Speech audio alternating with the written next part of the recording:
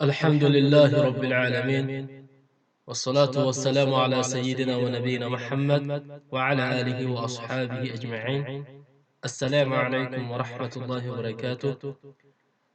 از شناختن صفت منافقان در قرآن کریم امروز هشتمین حلقه این را نشان می‌دهد که منافق فساد را دوست می‌دارد. منافقان اصلاح را یعنی خوبی را نمیخواهند، دائما میخواهند فسادکاری بکنند.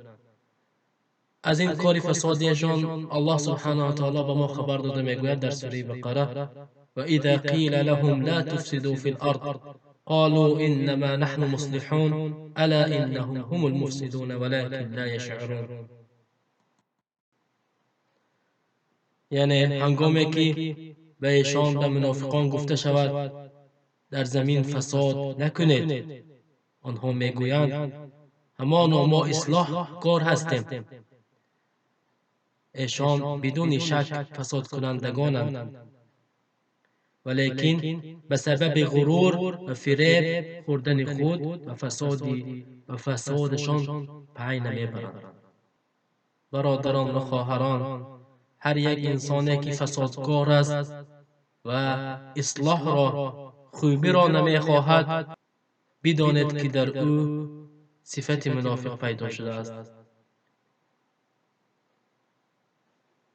وقتی که به آنها به منافقان گفته شود چرا از خدا نمیترسی و به فسادکاری دست میزنی، در جواب میگویند ما کاری بدی نکردیم، اگر من نکنم این کار را دیگر کس میکند. میگوید حالان که در خودش دلش میخواهد که این فسادکار را بکند.